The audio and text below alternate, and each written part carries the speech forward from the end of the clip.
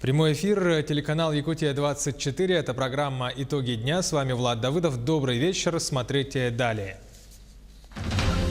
Приоритет на демографию. Глава Якутии подписал указ о мерах, направленных на поддержку рождаемости в республике. О каких размерах выплат идет речь?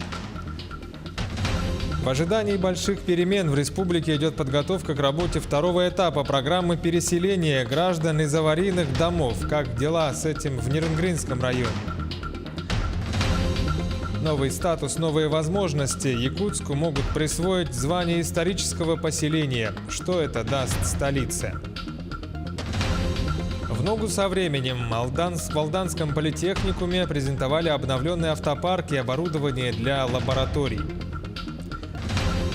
Первые зимние наши в Якутии подвели итоги первых зимних международных спортивных игр «Дети Азии» в Сахалине.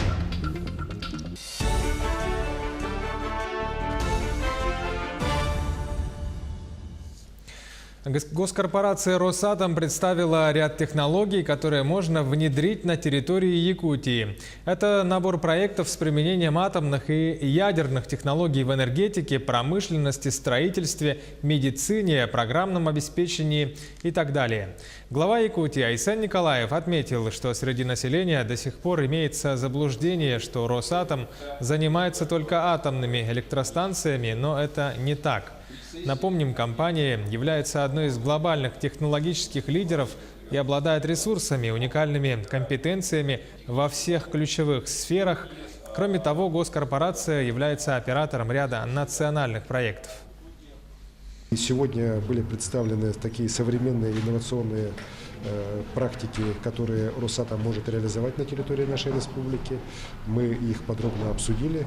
В течение сегодняшнего дня они самые разные, начиная от строительства малых АЭС, заканчивая вопросами развития тех или иных направлений умного города. По всем ним созданы сегодня рабочие группы. Мы будем реально сотрудничать для того, чтобы эти проекты начали реализовываться на территории республики уже в ближайшее время. В Якутии предстоит снести и расселить вдвое больший объем аварийного жилья, чем было ликвидировано на первом этапе программы. По всей стране начинается новый этап, второй государственной программы по переселению граждан из аварийного жилья. Если вновь созданная дирекция жилищного строительства Якутии под руководством Игоря Ткаченко будет заниматься координацией, распределением финансовых средств и контролем за реализацией федеральной программы, то на управление Госстройжилнадзора легла ответственность за качество возводимых объектов. Об этом сегодня на встрече с журналистами рассказал руководитель управления. Отметим, что в программу второго этапа включили более 3500 жилых домов, это более 60 тысяч граждан. Напомним, на эти цели только из федерального бюджета будет выделено 60 миллиардов рублей. Если ранее по предыдущей программе 13-17 годов только 63% объектов не входило в надзор, то в связи с изменением градостроительный закон о том, что все объекты жилья, независимо от этажности, подлежат государственному строительному надзору. Соответственно, все объекты, будь это четырехквартирный жилой дом одноэтажный, все они будут подлежать государственному строительному надзору, и все объекты, реализуемые по программе переселения, будут охвачены строительным надзором. Поэтому управление будет нести ответственность за качество построенных объектов по новой программе переселения. Один из лидеров по объему аварийного жилфонда в Якутии – это Ниренгринский район. Как там готовятся к предстоящему этапу программы переселения и каковы итоги предыдущей кампании? Екатерина Павлова расскажет подробнее. По предыдущему этапу программы переселения в 2013-2017 годах в 4 поселениях Ниренгринского района расселено 3540 жилых помещений, переселено 8638 граждан, снесено 242 аварийных дома, построен 41 дом. На реализацию мероприятий по переселению освоено 3 миллиарда 386 миллионов рублей. Поселок Серебряный Бор, рекордсмен в отставании по программе переселения из ветхого и аварийного жилья, привлек внимание правительства республики. Было принято решение расторгнуть договор с недобросовестным застройщиком и переселить оставшихся людей на вторичный рынок. А в отношении компании-застройщика по статье «Мошенничество в особо крупном размере» прокуратура завела уголовное дело. Все жители поселка нашего получили благоустроенные квартиры, частично пришлось программу закрывать значит, переселением, то есть выкупом на вторичном рынке, переселением в город Нерюнгри, значит, частично в поселке выкупали на вторичном рынке, ну и также у нас достроен дом, по результатам которого программа целиком завершена. Сегодня на территории района признаны аварийными 186 жилых домов. В своей очереди на переселение ожидают 3756 граждан. Под будущие новостройки сформированы 5 земельных участков в Чульмане, 3 в Иенгре. В городе Нерюнгри участки определены, по 3 ведутся работы по снятию с них обременений. На прошедшем отчете правительства глава Кабмина Якутии Владимир Солодов отметил, что программа переселения в районе обязательно будет продолжена. Аварийное жилье, слава богу, в прошлый период достаточно серьезно было решено, но мы добьем эту ситуацию в хорошем смысле слова, в следующий период реализации. Тут я не вижу больших проблем. По предварительным данным, потребность Нерюнгринского района в средства на переселение только на первые 2019-2020 годы составляет более миллиарда рублей. Екатерина Павлова, Захар Головин, Нерюнгри. На портале dv2025.rf началось голосование за предложенные меры по развитию Дальнего Востока. Каждый житель России может не только оставить свои предложения, но и поддержать другие. На сегодня открыто голосование по тематическим блокам: работа органов власти, дальневосточный гектар и экология. Как пояснили в Минвостокразвития, те предложения, которые наберут наибольшее количество голосов, будут прорабатываться дальше. За время работы портала собрано более 15 тысяч предложений среди регионов-лидеров Якутии. Жители нашей республики внесли 3027 предложений. Сбор продолжится до 1 апреля текущего года. С 25 февраля авиапассажирам в России разрешат использовать электронные посадочные талоны. Распечатывать билеты им не придется. Соответствующий приказ Минтранса согласовал Минюст. Документ предусматривает, что в российских аэропортах можно будет пройти на досмотр в самолет по электронному билету, предъявить его пассажирам разрешат на экране мобильного устройства. Бумажные билеты сохранятся, но теперь не будут обязательными. К слову, электронные билеты во многих странах используют еще с середины 2000-х годов, а в Москве эксперимент был начат только в 2013-2014 годах. В ближайшие лет 10 наибольшая кадровая потребность ожидается в промышленности и строительстве. Это сферы с наибольшим темпом развития и количеством масштабных проектов. При этом имеется проблема дисбаланса спроса и предложения рабочей силы в промышленности. Один из крупнейших работодателей Якутии, Алроса, инициировала дискуссионную площадку по вопросам качества подготовки кадров и трудовой мобильности. В ходе обсуждения представители компании отметили готовность дальнейшего сотрудничества в вопросе профориентации и дуального образования, которое заключается в практическом обучении на промышленных объектах. Напомним, в 2018 году по проекту «Местные кадры в промышленность» трудоустроили свыше 5000 якутян, и 1/5 часть, это 950 человек, заключили трудовые контракты с крупнейшей алмазодобывающей компанией «Алроса». Мы видим определенные, так сказать, проблемы, связанные с нехваткой специалистов, особенно рабочих специальностей. Их действительно критично недостаточно в нашей республике. Среднеспециальные образовательные учреждения, по моему мнению, готовят недостаточное количество. И когда идет в целом набор и рекрутинг работников по тем новым направлениям, которые Алроса разбивает, тоже верхнемунское месторождение алмазов, да, мы далее имеем определенные направления по расширению и по Нюрбе, и по алмазам Анабара. Здесь действительно идет достаточно серьезный поиск работников соответствующей квалификации. В испытательном полигоне автомобильных шин в поселке Кангаласы со следующего года начнут тестировать отечественные шины. Буквально пару недель назад там завершились тестирование шин корпорации Bridgestone. СВФУ намерен расширить возможности испытательного полигона. Если сейчас там существует 4 трека, то в будущем они их расширят до 7. Кроме того, планируют создать крытый полигон, чтобы проводить исследовательские работы, начиная с сентября и до апреля месяца. Сейчас возможностями якутского испытательного полигона заинтересовались многие корпорации и фирмы. Со многими из них ведутся переговоры. Так, последние испытания у нас завершились 4 февраля. Закончились этап именно экстремальных низкотемпературных климатических испытаний с корпорацией Bridgestone. Bridgestone, в принципе, получил необходимую информацию, да, необходимые данные. Сейчас они планируют, не публиковать, но разрабатывать в этом направлении отдельную линейку шин, которые будут предназначены именно для арктических экстремальных температур. А в Алданском политехникуме состоялась презентация обновленного автопарка и оборудования для лабораторий. Все это в рамках открытого регионального чемпионата WorldSkills Russia. Сюжет Татьяны Вахниной. Во двор главного корпуса Алданского политехникума въезд разрешен. Перед центральным входом колонной выстроилась тяжелая техника и легковые авто. В рамках открытого регионального чемпионата WorldSkills Russia в республике в политехникуме состоялась презентация комплексной модернизации материально-технической базы. Гостям, а в качестве таковых присутствовали сотрудники алданских предприятий, преподаватели представили новинки, приобретенные в прошлом году. Отрадно понимать, что политехникум в Алданском районе развивается, и самый основной плюс является то, что молодые специалисты, которые приступают к таким научной среде, да, скажем так, практическим навыкам, оттачивают свое мастерство, которое в дальнейшем, конечно же, практически пригодится в жизни. В 2018 году средства на развитие центров экономического роста Якутия получила из федерального бюджета. Деньги на улучшение материально-технической базы Минобразование республики распределило между 6 СУЗами. В рамках презентации состоялось официальное открытие лаборатории химического анализа. Оснащение лаборатории – последнее приобретение техникума.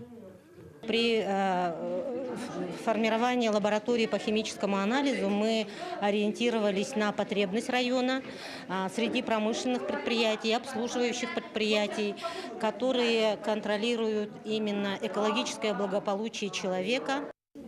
Оборудование лаборатории предназначено для проведения множества количественных и качественных анализов.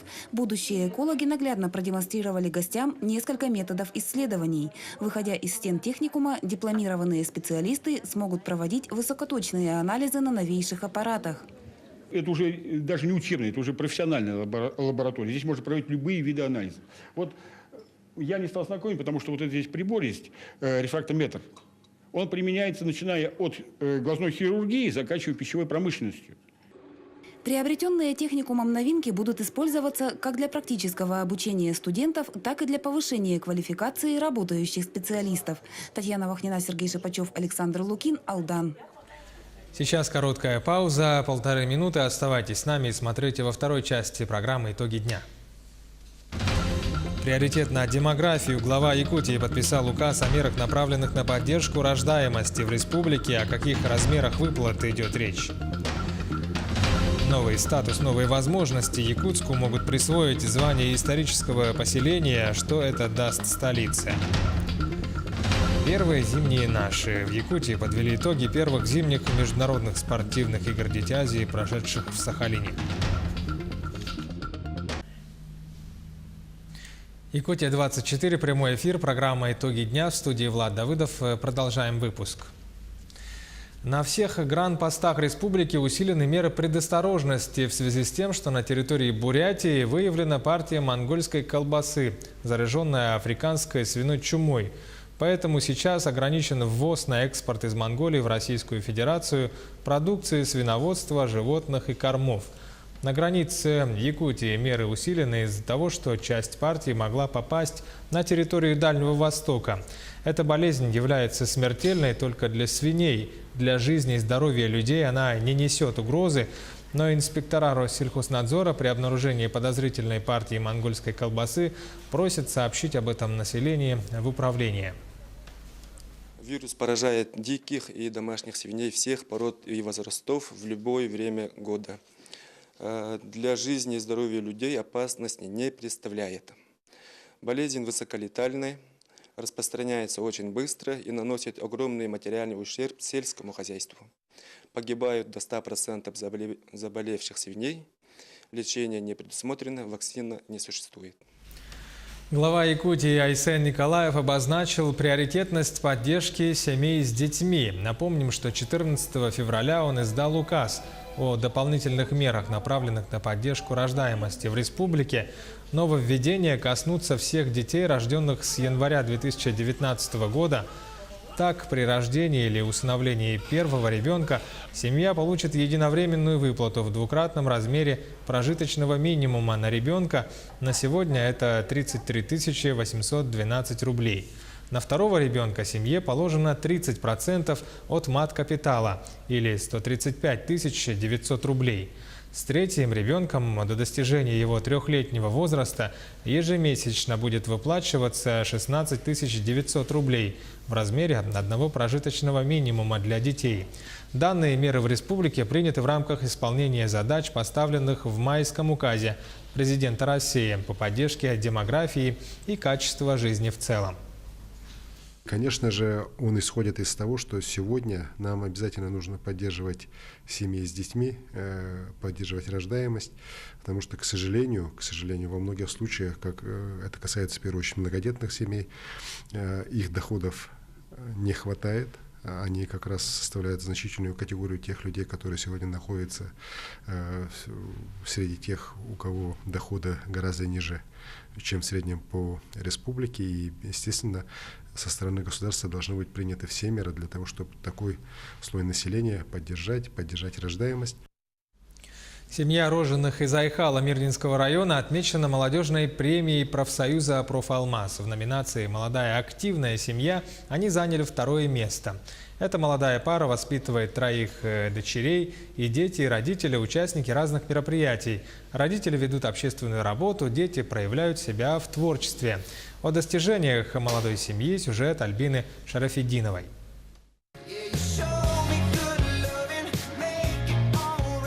Семье роженых из Айхала вручают молодежную премию профсоюза «Профалмаз».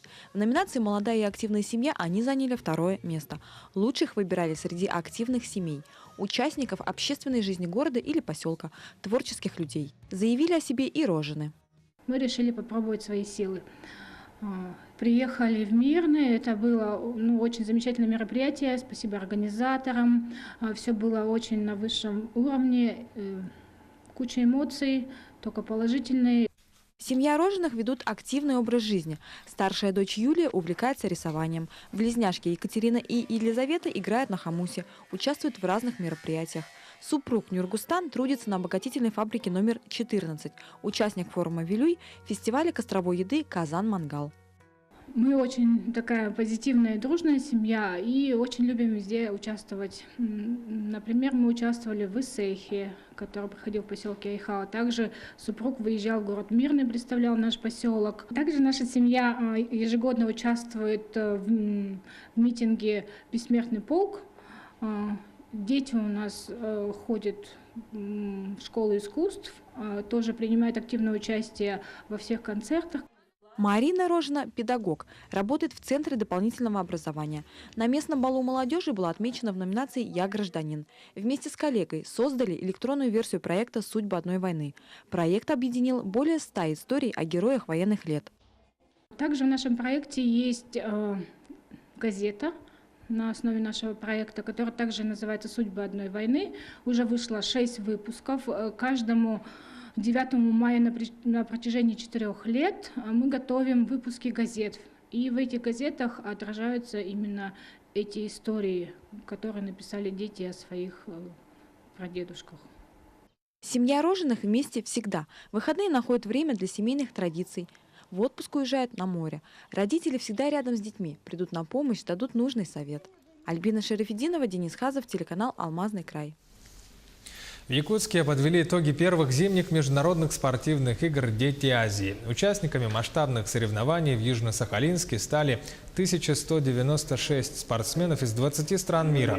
В течение 8 соревновательных дней было разыграно 93 комплекта медалей. Сборная Якутии завоевала 6 медалей, 3 серебра и 3 бронзы и попала в итоге в десятку лучших. Есть потенциал наших детей, поэтому надо брать уже четкое решение по развитию зимних видов спорта в нашей республике. Ну, как говорится, на это климатические условия у нас не очень подходят. На нашей Южной Якутии, в Алдане, можно, в принципе, развивать горнолыжные виды спорта, сноуборд, слалом. Есть у нас там и условия, ну и погодные условия, скажем, более-менее лучше, чем в средней полосе и самой Якутии. Поэтому вот, если взять ориентир, то я думаю, на следующей игре мы можем уже выступить более лучше. 15-летний мальчик из Нерюнгринского района страдает ДЦП. После продолжительного ожидания его, наконец, вызвали на операцию по сколиозу в клинику Елизарова в город Курган. На поездку для транспортировки и на послеоперационный период ребенку очень нужна специализированная кресло-коляска. Семья просит о помощи. Александра Цыбикова подробнее.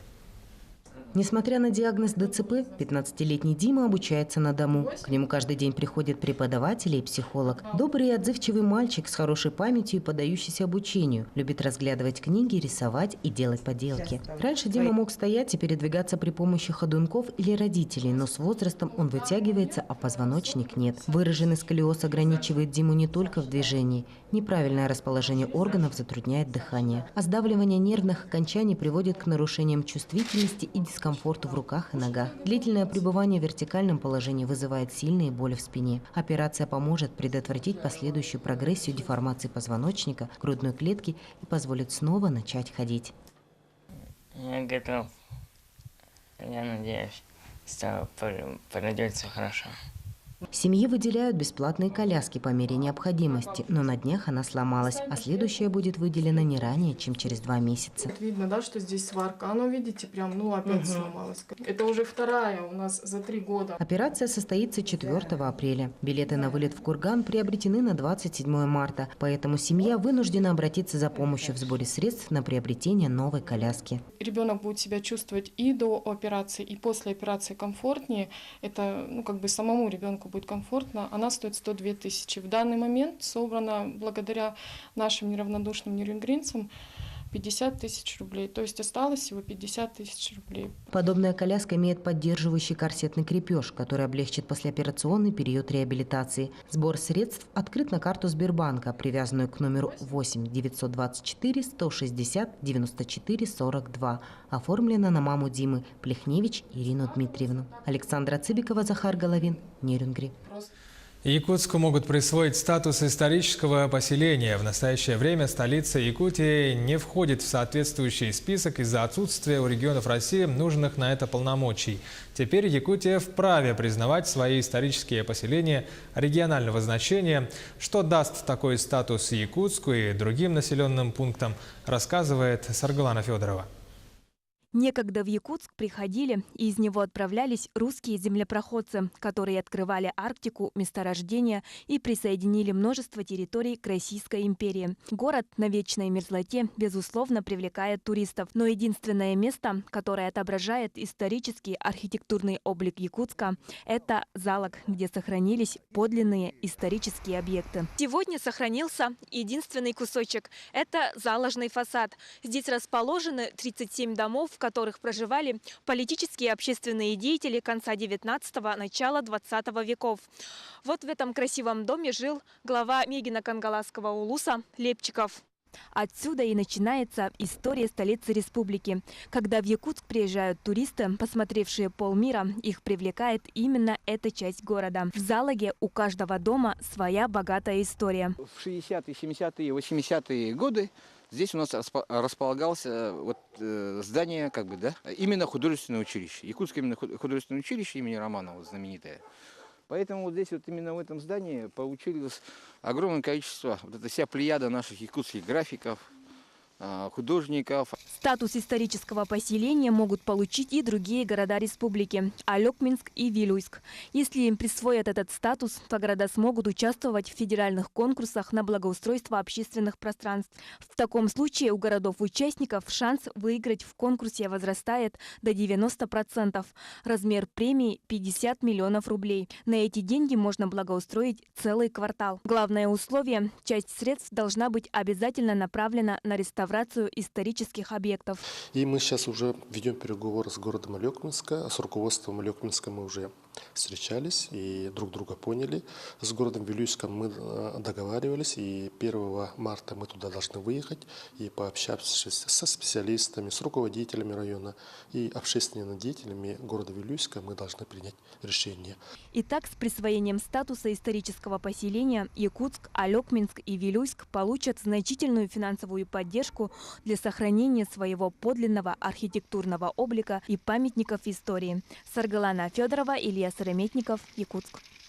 Таковы итоги дня сегодня. Оставайтесь на канале Якутия-24, будьте всегда в курсе.